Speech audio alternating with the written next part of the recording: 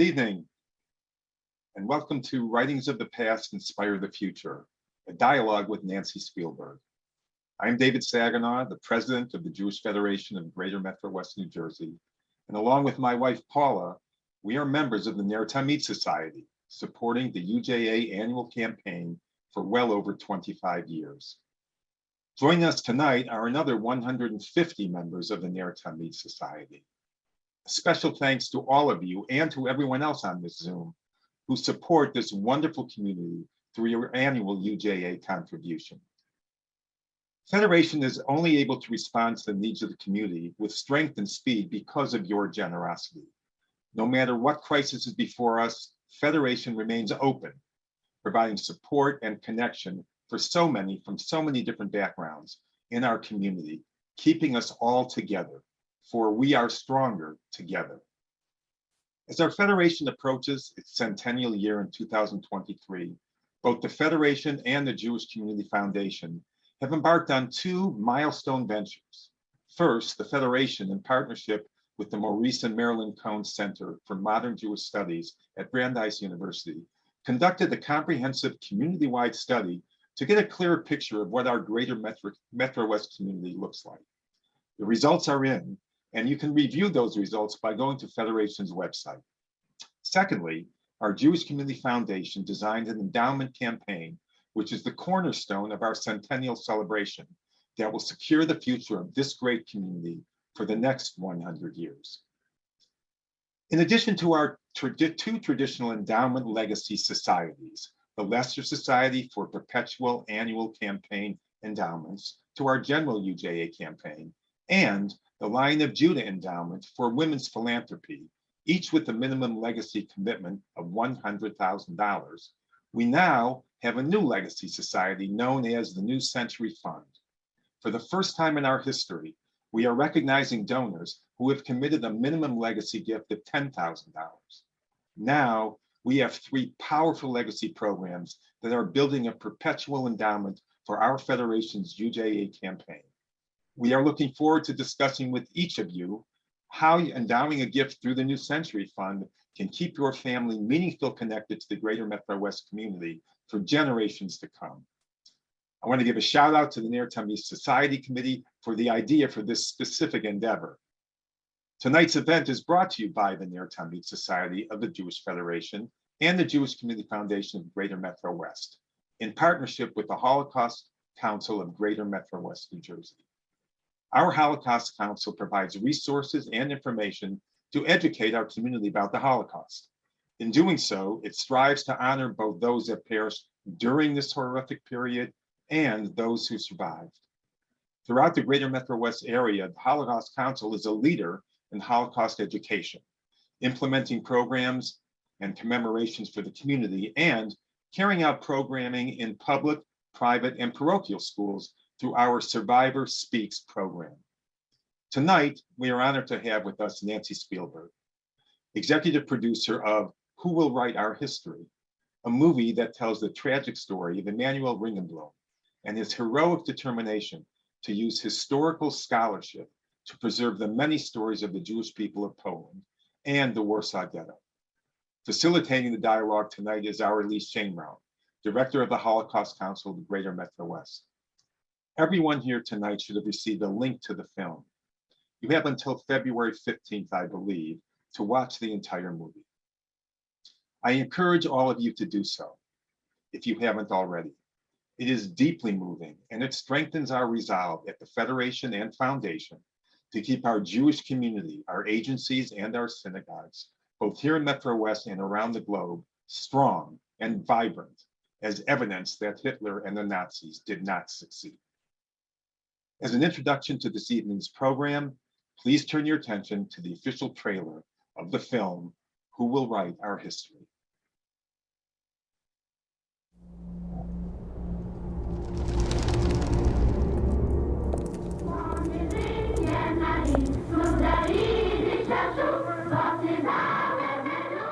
Somewhere, years ago, there was a mother who knew that her son was the cleverest, the most talented, the most beautiful.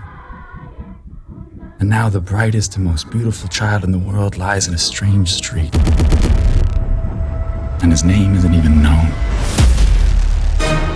We should have seen the worst coming. But we did not want to know the truth. We did not want to see it. Does the world know about our suffering? Emanuel Ringelblum understood that he had a story to tell, and it was the most important story he would ever have to tell. Almost all the photography that we have was taken by the German propaganda unit. Will the Germans write our history, or will we write our history? Let the witness be our writing. Their goal was to write the history of the war from the Jewish perspective. And there was no time to lose. The worst scenario was in the process of happening. Writing becomes the only recourse. That was the ultimate act of defiance. You don't really need guns to fight. You could fight with paper and pen. This is what made this collection of documents so absolutely unique. One thing is clear to all of us. Our devotion and constant terror have not been in vain.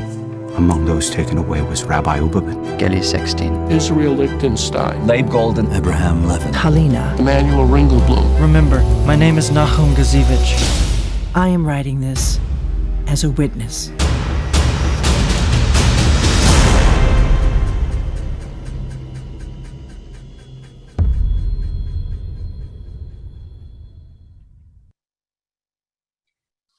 Wow. No matter how many times I see that and see the whole film, it is just incredibly powerful every time.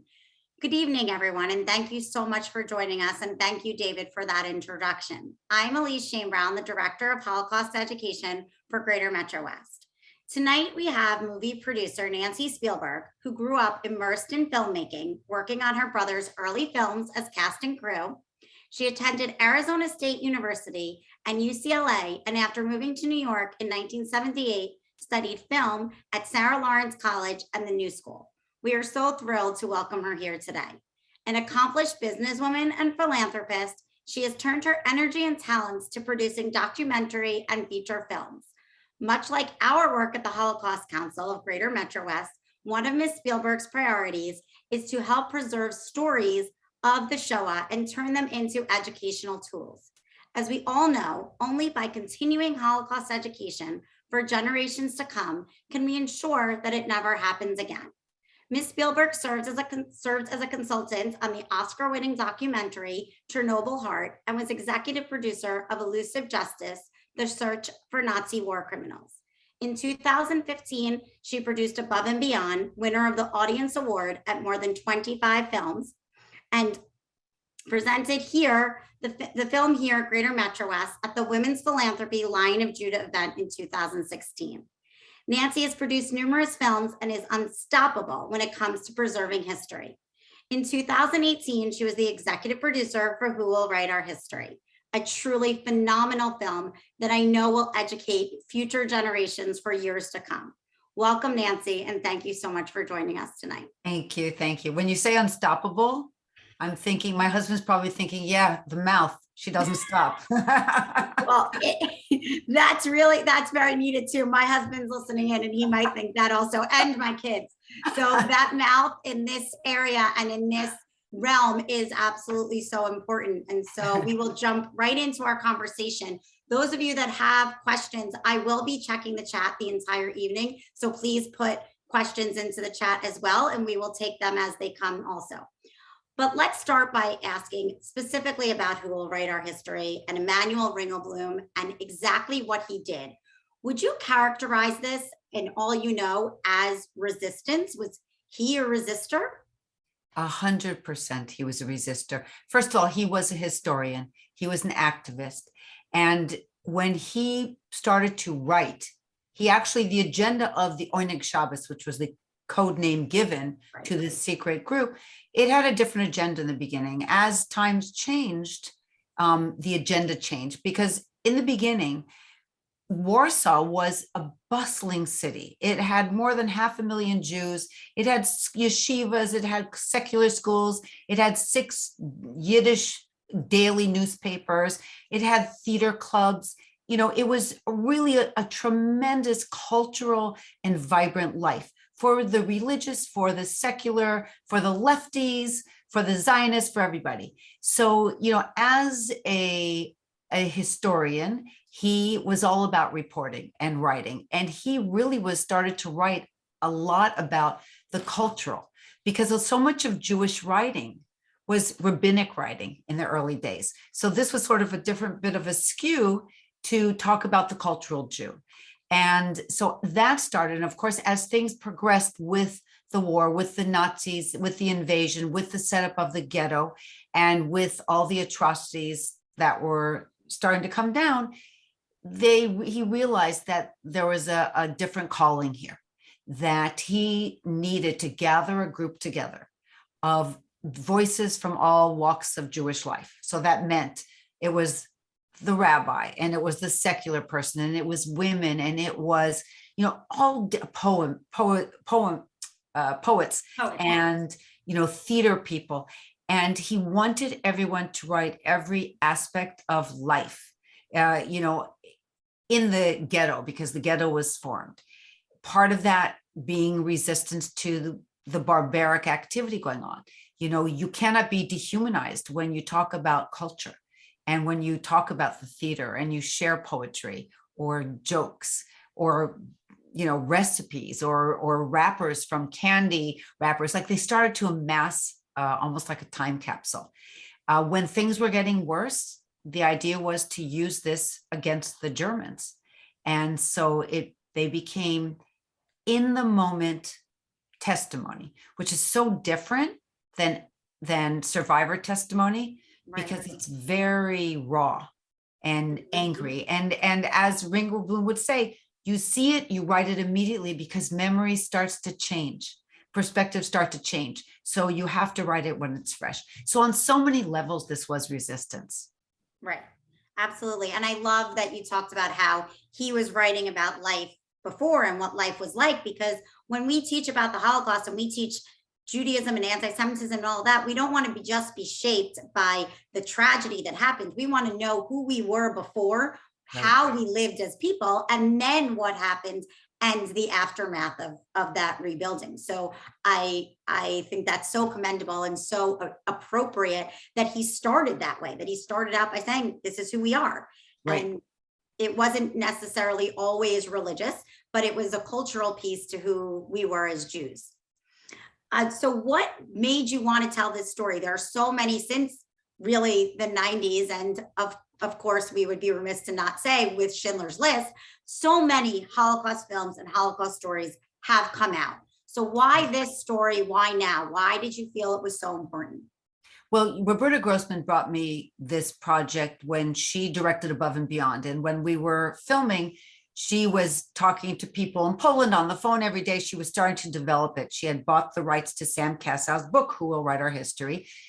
Because as she said, she immerses herself in Holocaust reading. And it was something that she didn't know. And she was shocked and ashamed that she didn't know the story, and thought how many other people do not know this story.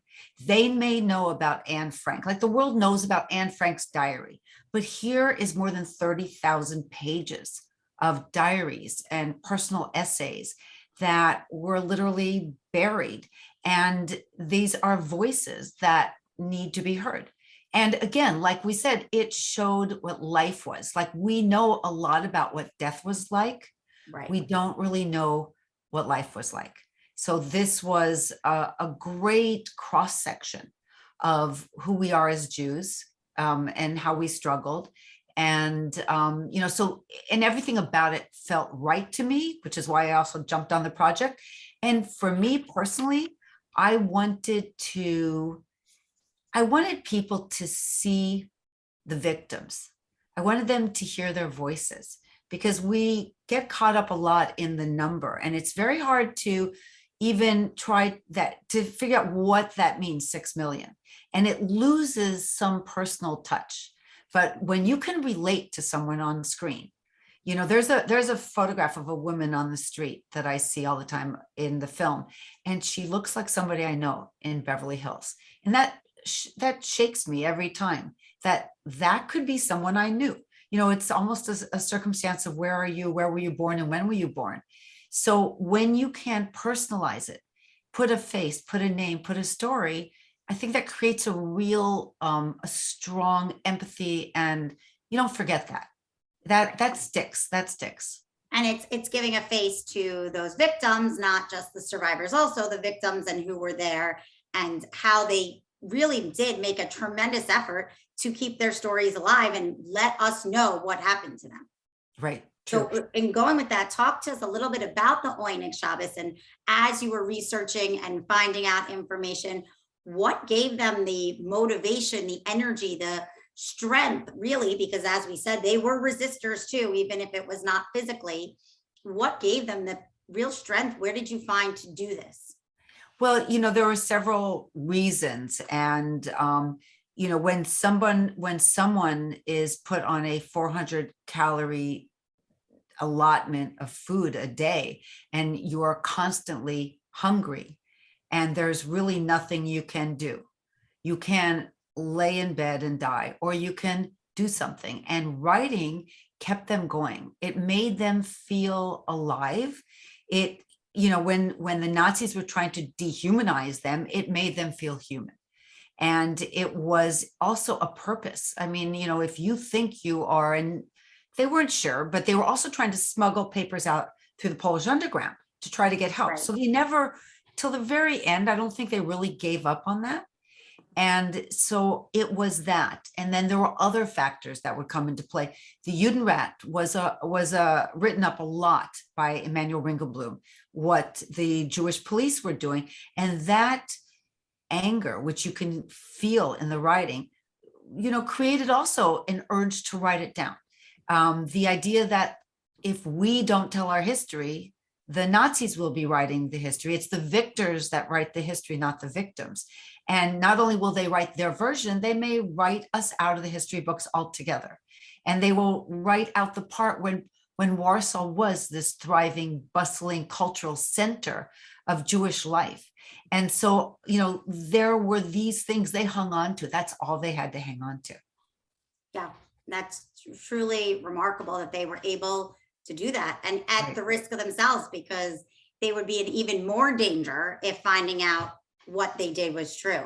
And we know very few of them, unfortunately, did not survive. Right. But Rachel Auerbach, who narrates the film, she did survive. And how did you decide to make her the narrator? Because we know that Emanuel Ringelblum was the leader. We have that information, but why was it Rachel's voice that you chose to use? Well, first of all, 3 people from the Oynig Shabbos, that secret group, survived, and only one of them knew where the archives were buried, Hirschwasser. Rachel was the perfect person as an eyewitness. First of all, she sort of came into this. She knew Emanuel, didn't know him well. Emanuel, there's very little about his personal life, his early personal life. So, we're sort of grasping at straws to tell the best story we could.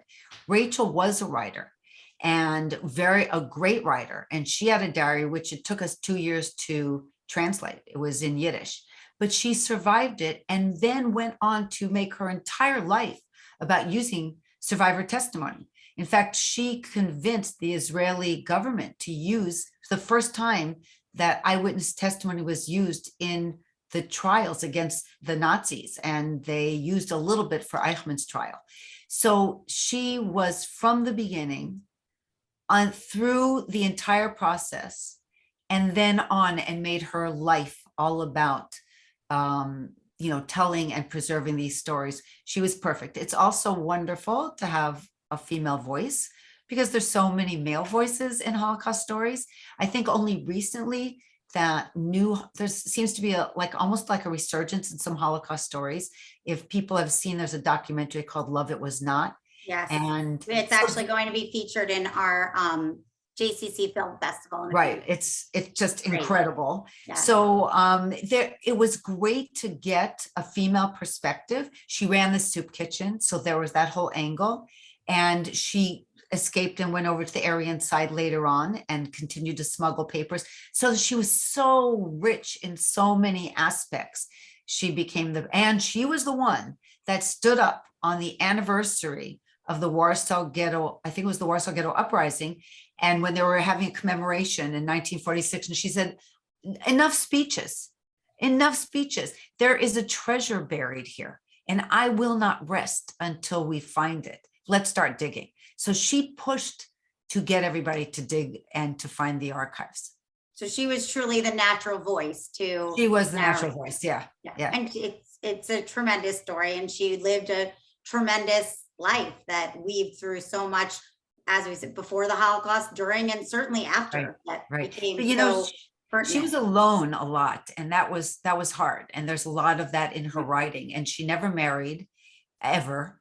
And so there's a lot, her writing is wonderful. And I'm not sure, you know, the diaries are slowly being, whatever papers are being translated and digitized, but they're all worth looking into if people have the wherewithal. Fantastic. To do it. And thank you for giving her this tremendous legacy to carry on and voice, because she didn't marry and she didn't have children and she didn't have another generation. So by doing this through her, she truly has continued on, which is that's a good point. Fantastic.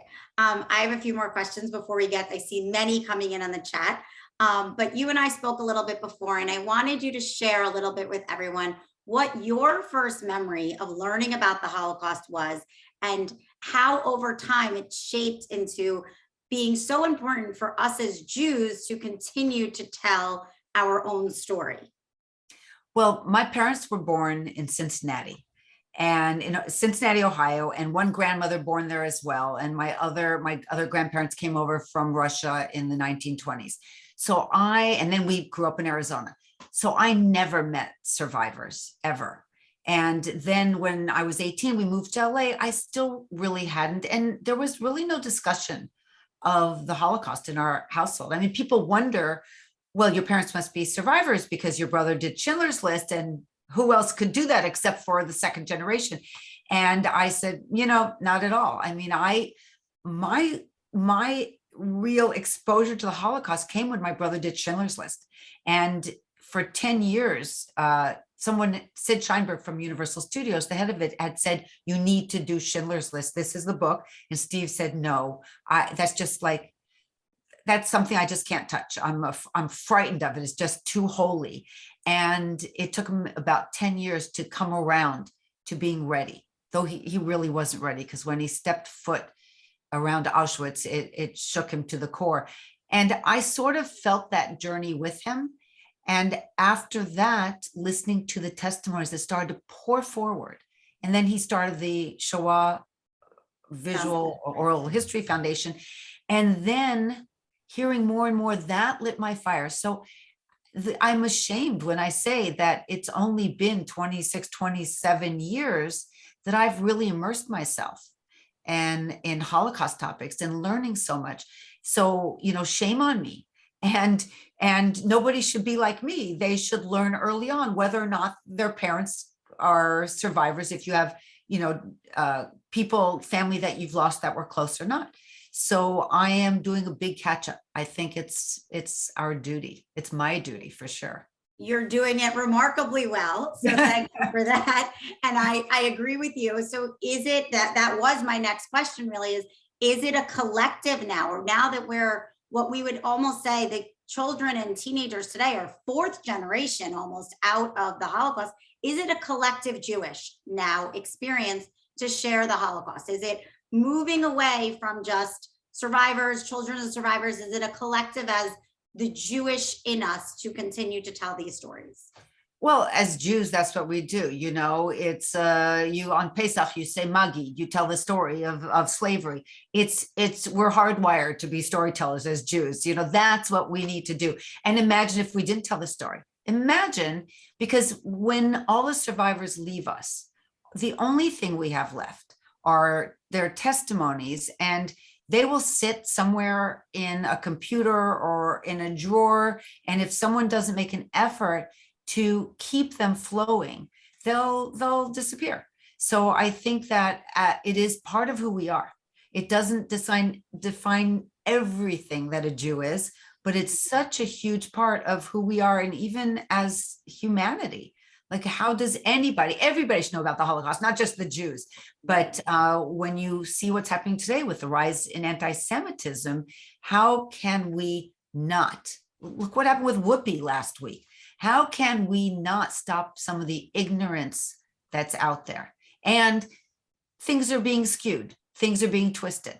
So it's hard to stay straight and narrow. And I have to say one thing about Who Write Our History is that every word that you hear out of the mouths of those actors are actually their written words from the diary, because we did not take creative license. You take creative license, things start to change and things get left out. And so we tried to stay true, because the idea was, if an audience is watching and listening to the movie, they're hearing their voices.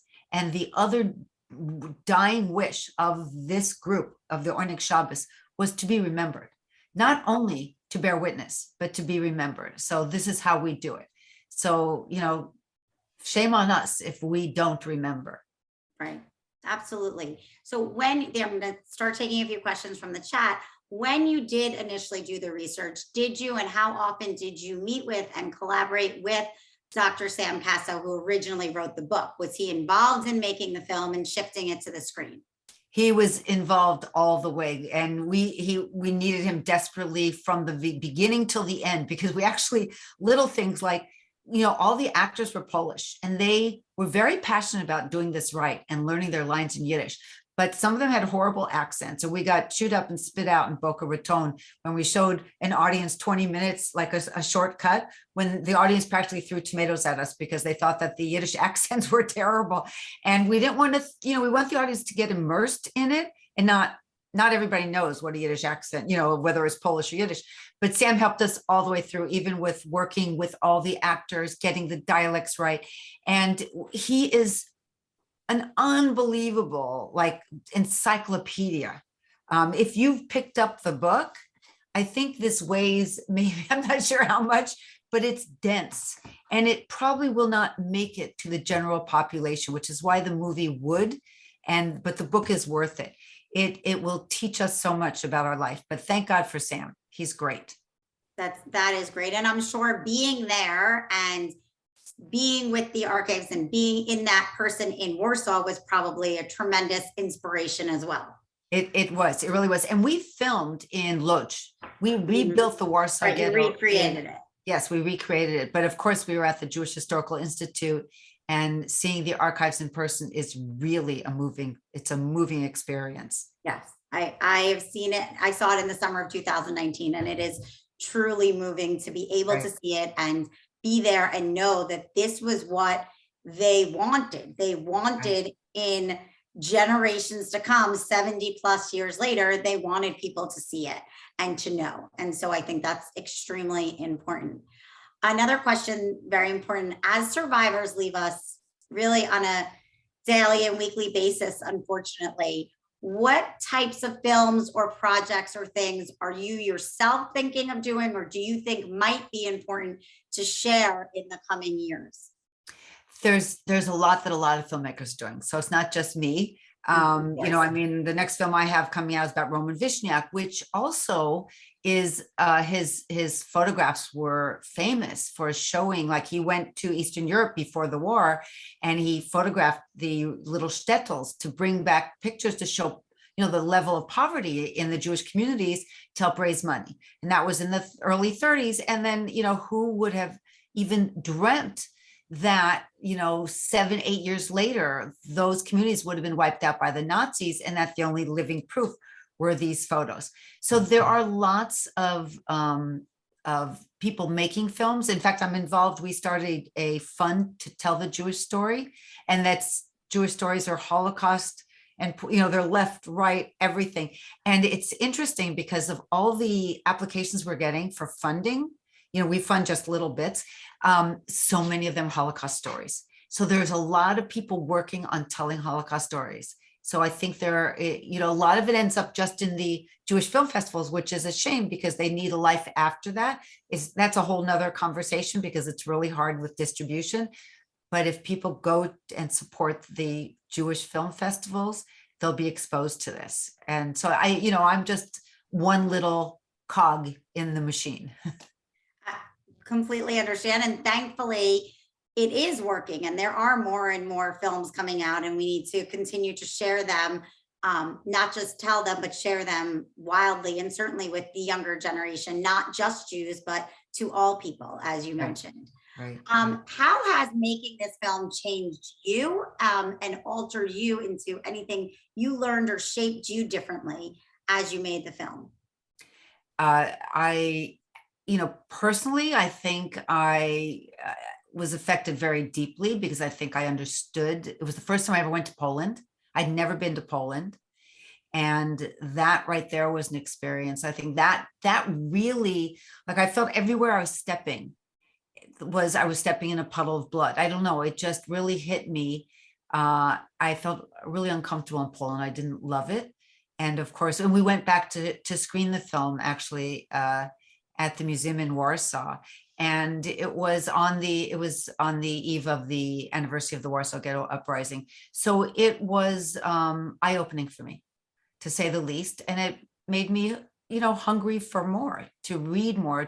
Literally, I've read Sam's book, and every time I read another piece, I try to imagine if that were me. There's a part in the film where a 19-year-old David Graeber is writing his last will and testimony before they bury the last box, because it was the Great Deportation.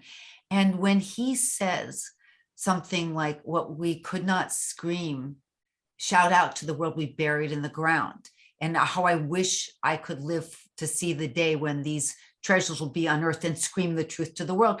You think, what 19-year-old thinks like that? So taking these stories and trying to apply them, how do we react?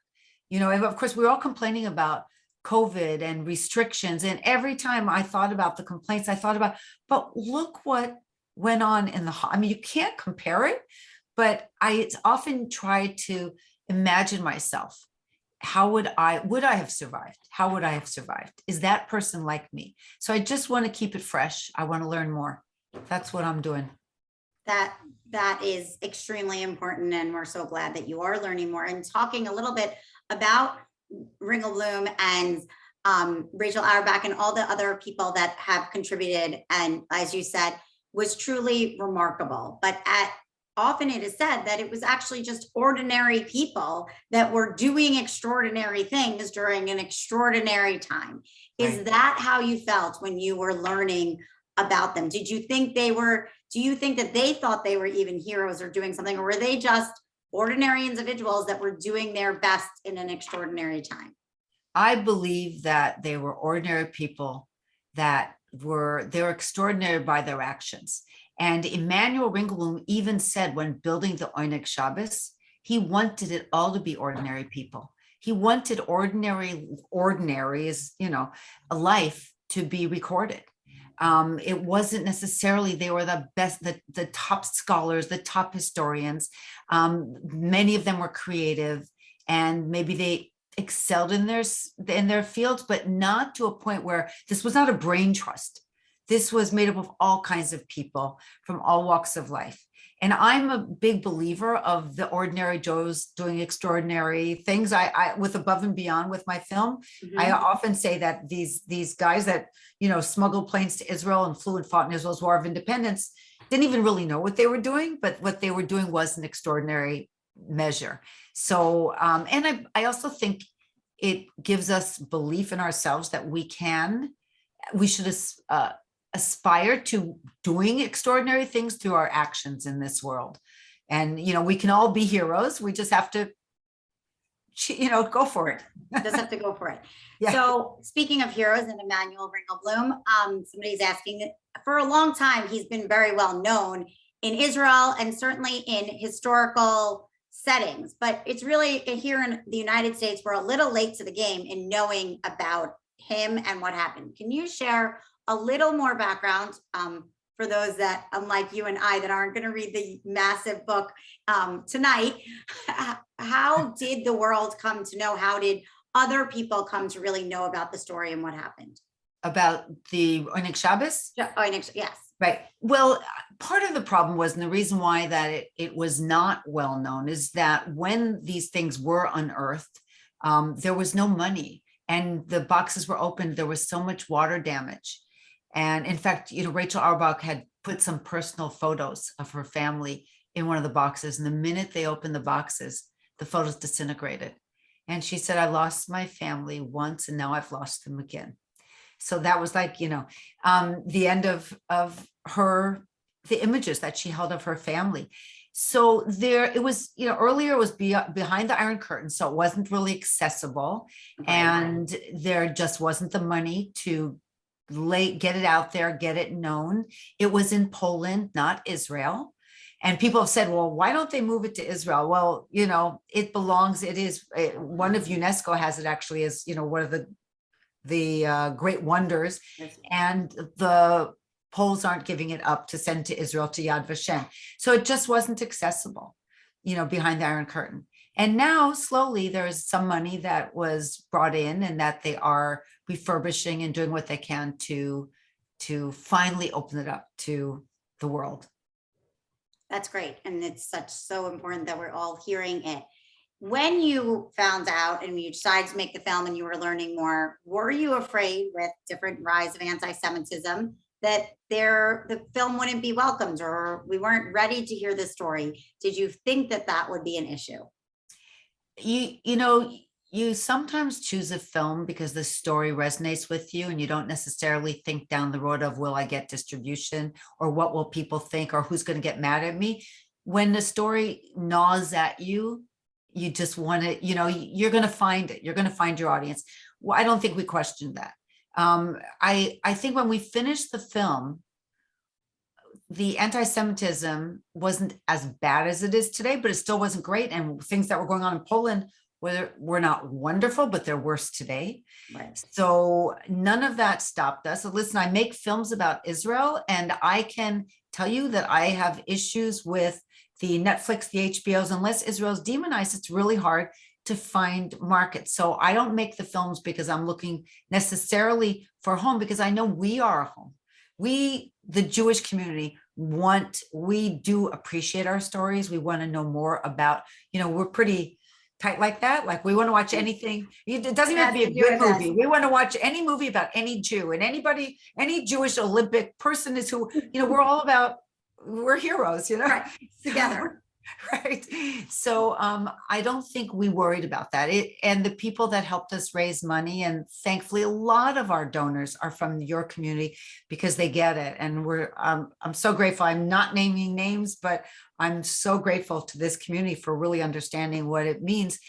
So it wasn't like we were going to a Netflix for funding, because we knew that was we wouldn't have gotten that. Going to happen. Right. No, So, and I say that all the time, and I'm glad that other people recognize it. The fact that we as this community have an entire dedicated department purely to Holocaust education, not just in the Jewish community, but around, is a true testament to the donors and the people of this community that find it so important. So I'm so glad to hear that you see that.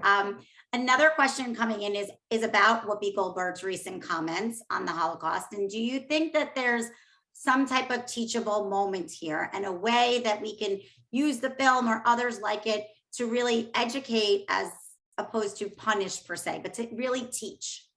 I know a lot of people had issues with her being, given a 2-week vacation instead of, counseling. I think if she, in that 2-week vacation, they should have taken her on a trip, but she doesn't like to fly, by the way. So she really, like, she will go on a bus. She used to go on a bus cross country. Like we used to have her we've honored her at different Jewish events. I think it's a teachable moment 100% because it's like major television time. But Whoopi's a little bit of a bully a little bit, there was problems with Meghan McCain, and she definitely speaks her mind, but this was not a smart piece of her mind that she spoke. And considering, and there were articles about how a woman whose name, and I forgot if her last name was Johnson, took the name Goldberg. What was she saying when she started her career? Did she think that was going to get her? She's not Jewish, but she has been good to the Jewish community in many ways. So I don't know if it's because today there's this hypersensitivity to Black Lives Matter, and that the Jews, enough with the Jews, and Jews are looked as white privileged.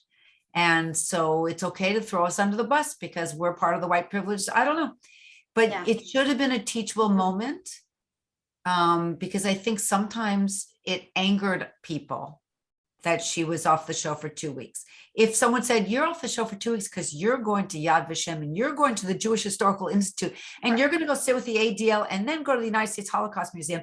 And how about a one-on-one with a survivor? You know, why don't you hear it from the mouth of it? Don't tell me it's white man against white man. So I don't know that exactly. I know Jonathan Greenblatt spoke to her from the ADL. I don't know how far it went from there. Right. But it wasn't, it could have been shaped into a little bit of a more usable time. Yes. Yeah, I think we lost, it was a missed opportunity if we didn't do that. Yeah. Right. Thank you for sharing that. And that was an important perspective to hear as somebody that also has grown up in that industry and been a part of it, and to hear, and it was a good way of saying it. It was not her smartest comment and way to say it. But maybe the education would have been a little better on how to have said it. She should have come to you guys. She We can cross the bridge and go to New Jersey. That's okay. We have done that, by the way, especially, which leads into the next question that's in the chat, with middle school and high school students, where they've said something that we know they're not truly anti-Semitic and bad, but they need an education. And so we have done meetings one-on-one with survivors and myself, and those parents are truly grateful to us, because it's not an attack on their child. It's more of, let's have a conversation and learn why what you said was wrong and hurtful. Right. So that is the next question, is actually, do you go into schools, because you would be so fantastic in it? Do you teach in middle schools, high schools, or is the film shown in those schools? I know there is a curriculum for it. Do you know if it's used in, secular types of schools? Well, I am doing some more films. So I have spoken in schools. I speak at universities. We work through Good Docs so that they can arrange screenings with all kinds of educational institutions. And I believe we cut a version that was a little tamer for younger kids, because there's some pretty graphic things in there. And it's funny because my brother wouldn't let his own kids see Schindler's List until a certain age. So I do think that the idea maybe of the Holocaust has to be introduced maybe before all the visual stuff, because though these days there's cameras everywhere and there's scary stuff on television that's happening in lots of places. So I haven't yet really become, gone on the teacher circuit. So I'll try, but yes, you would be great at it. But it is interesting, and that's almost the conversation also in the news recently, has been the entire conversation about Mouse and by Art Spiegelman, and if it was appropriate, and yet for that age and what it puts in. And when we learn about the Holocaust, it is a difficult topic and it still needs to be taught, but how are we teaching it? And it is difficult. And it's interesting because somebody just sent me a project that is about the Holocaust, and it's an animated project, and it has a computer game. And I immediately I went, oh, I don't know if we're ready for that. But on the other hand, there's also a computer game that is Knights of Al-Aqsa, which is showing Palestinians killing Israelis, and that's a computer game. So do we have to go to animated and computer games that still will honor and respect? Because that's the scary part. There's nothing, it's not a comic, like you can't call it a comic book or, animated. So it would have to be done very carefully. And I don't know how I feel about the project, but it could be that we have to consider things like that because that's what we're up against. And that's what young people and youth are looking at. And even last year, there was a famous Instagram that came out. If I were a child, I don't know if you saw it, but I did. And it was, I actually did like a little bit of a test with my own teenagers, and I waited to see how long it took for them to tell me. And by that night, everyone they knew was following this story. So it was great. We need more of that. Yeah. And we do need more of it, because that is how it speaks to this generation as they're able to tell it. And if it's done in a meaningful and good way that is controlled, it's, you know, it's extremely important. Right. So that I certainly agree with that. This is a question specifically about Hollywood, and you can certainly feel free if you don't have the answer. But sometimes I think, you know, there are, on the one hand, so many Jews in Hollywood, or Jewish Hollywood as it's perceived. On the other hand, a lot of times people feel that Hollywood isn't so kind or so understanding of the anti-Semitic issues that are out in the world. Do you see a balance between that? Do you see those issues that sometimes we as the Jewish community here on this coast sometimes see? Do you see that as something that's an issue, and how do you perceive it? I see it more as an anti-Israel sentiment. You know, Jews were socialists. We were very left. If you think back, you know, in Eastern Europe, we were a huge movement. So there's a lot of very left wing, and they would not stand for anti-Semitism, but they are sort of anti-Israel. And today, all those lines have blurred. If you are for Israel, you are, you know, if you speak out against Israel and you call out Jews, you know, then you're immediately blurring all the lines between anti-Zionist, anti-Semitic. So I think they're fooling themselves if they think that one isn't connected to the other. It's frustrating because there's a lot. I know people that are very pro-Israel in Hollywood, and they actually stay a little quiet. And I know another person very pro-Israel who was posting a lot of things, and Netflix came to her and said, you need to tone it down a little bit, or we may not be able to be work with you as much. So that to me is frightening, because, you know, if Hitler were here today, the people that are telling her to tone it down would be in the same line, you know, like they wouldn't see a difference. So it's frustrating. I love when I hear Chaim Saban, who is Hollywood, and he's a lefty, and he's pro-Israel, and he's friends of IDF. You know, I love it when there's strong Jewish voices. So I got involved with Creative Community for Peace, which is about the entertainment industry, and pushes to help artists that when BDS gets a hold of them and says, you cannot go to Israel for a concert, or you cannot go to Australia for this festival because Israel's sending a dance troupe, and they bully them, and these artists start to cancel and want to distance themselves. We try to bring them back to some, you know, dialogue, and not just distance themselves from Jews and Israel. So it is frustrating. I find it really, really difficult. So what can I say? You know. I think a lot of us do, and so it's nice. Yeah. I mean, isn't nice, but it's good to hear that you're feeling it difficult to balance that as well, and that, you know, many of us are feeling that. Before we close, I would be remiss to not ask, are there any new projects or anything that you can share a little insider with of some exciting things that might be coming on the horizon? My films or my brother's films? Whatever you feel you want to share with us. We want to hear films. We want to hear whatever's out there. I actually am just finishing a film that is really going to be really powerful film. It's about the terror attack that happened at the Max Brenner restaurant at the Sarona upscale marketplace in Tel Aviv. And it was all caught on closed circuit camera, where two 21-year-old terrorists dressed in business suits with ties and briefcases went into Max Brenner, ordered their brownies and Sprites, and then pulled out guns and just sprayed bullets through the crowd. And so we interview and talk to a lot of the victims and how, you know, what they went through. It's sort of a small film, meaning a smaller budget, and it's really powerful. And it talks a lot about post-traumatic stress. And there were Jews and Muslims caught in the crossfire, you know, so it sort of shows the reality of something that could happen here, and does, whether it's Pittsburgh or Texas or, you know, wherever. So it's just a real honest look. And my brother is there's a film that's coming out at the around Thanksgiving that is sort of based on our childhood, mostly him. I have to admit it. I play hardly anything. I'm a little girl in it, but it's really a very sentimental, moving story about his sort of going into the film world and from a child and how he started his career. So And that's both seem to be extremely important. And hopefully, I don't know, if you're entering into film festivals, but we have tremendous film festival here in Greater Metro West.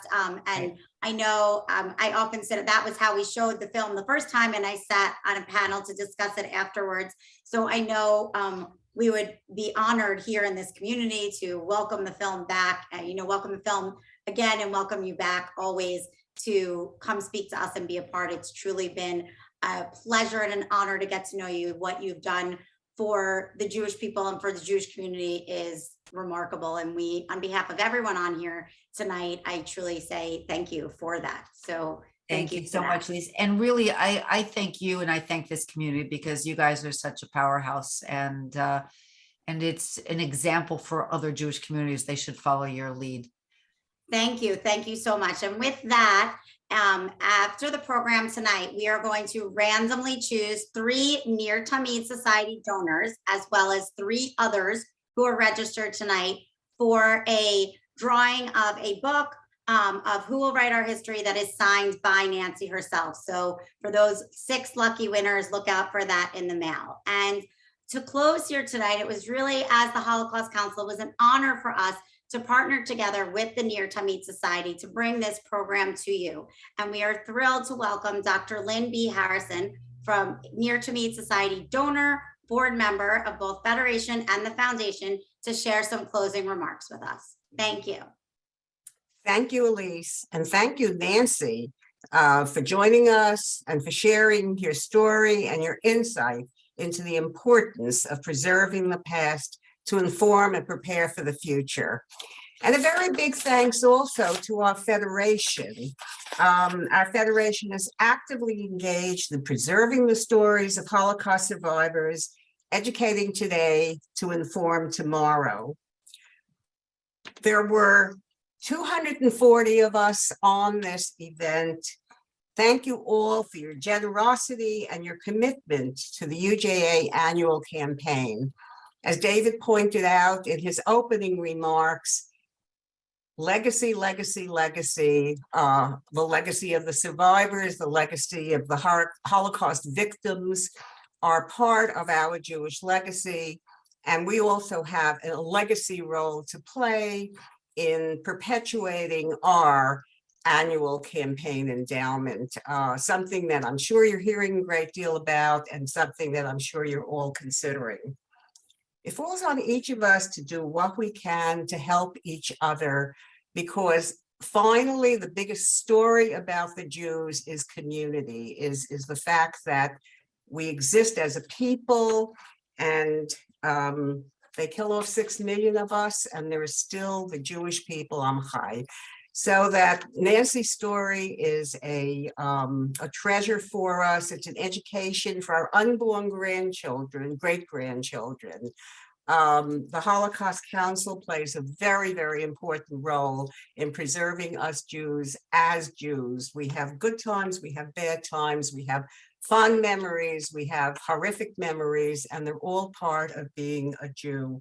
Remembrance and legacy, legacy and remembrance. It's what we're all about. A special shout out to Deborah Levenstein, who has worked incredibly hard, incredibly well to put this evening together. So she omitted no detail, she omitted no nuance, and we're very grateful for it.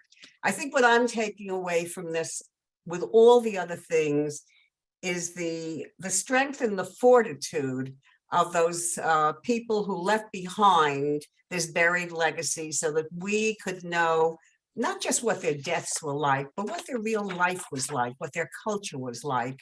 Hopefully we will preserve our life in a much happier way, but it's also part of being a Jew. Jews have memory. We don't just have history, but we have memory. We say that every Seder. We were slaves in Egypt. We were in the Holocaust. It's a very important part of our Judaism, and the kind of thing that Nancy has done to bring this to film, to bring this in a visual way for us and for generations that can view this film in the future. Very important, very wonderful that we were able to celebrate it tonight.